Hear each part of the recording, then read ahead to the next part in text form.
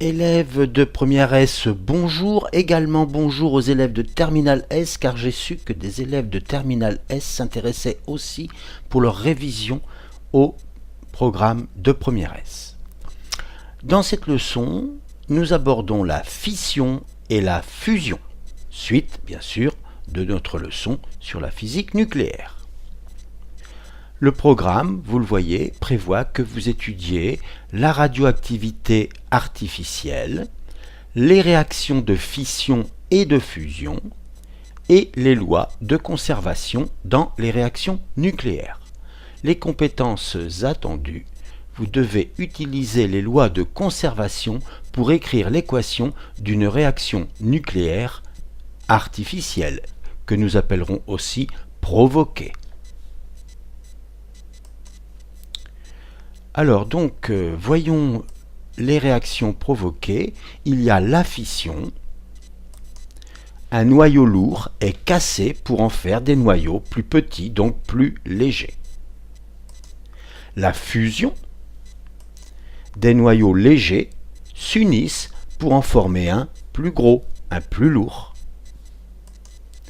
Alors, voyons tout de suite un exemple de fission. Voilà l'équation de la réaction nucléaire. Un neutron va tamponner ou va bombarder un noyau d'uranium 235 et on va obtenir un noyau de césium, un noyau de rubidium et 3 neutrons. Alors, comment voit-on qu'il s'agit d'une réaction provoquée? Eh bien, réponse, on provoque la collision entre le noyau d'uranium et un neutron en envoyant un neutron sur le noyau d'atome d'uranium. Regardez, voici par exemple le noyau, voici un neutron, voilà, on bombarde et on casse le noyau en des morceaux plus petits. Alors ce que vous devez savoir, c'est qu'ici on obtient du césium et du rubidium, mais que les morceaux, entre guillemets, les noyaux obtenus sont aléatoires. Si on recommence, on n'aura sans doute pas du césium et du rubidium. C'est pareil pour les neutrons. On a 3 neutrons ici, mais on aurait très bien pu en avoir 4, 6, 2, 0, ça dépend. En moyenne, on en a 2,5 dans ce genre donc de réaction nucléaire. Question 19.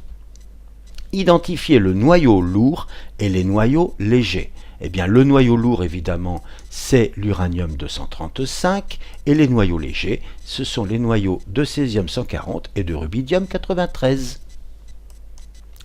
Les lois de Soddy sont-elles respectées? Je vous rappelle que les lois de Soddy sont des lois de conservation.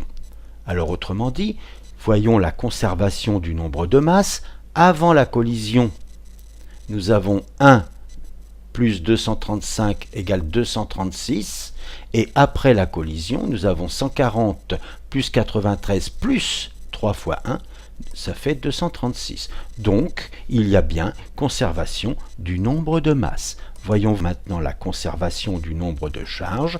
Avant la collision, 0 plus 92, ça fait 92, et après 55 plus 37 plus 3 fois 0, ça fait bien 92. Il y a conservation du nombre de charges. Les lois de Soddy sont donc respectées. Voyons maintenant l'exemple de la fusion. Nous avons un noyau d'atomes d'hydrogène, l'isotope 2, qui rencontre un noyau d'hydrogène isotope 3, et cela donne un noyau d'hélium plus un neutron. Hop, et voilà. Et vous voyez le noyau d'hélium qui s'en va tout doucement. Question 21. Identifiez le noyau lourd et les noyaux légers.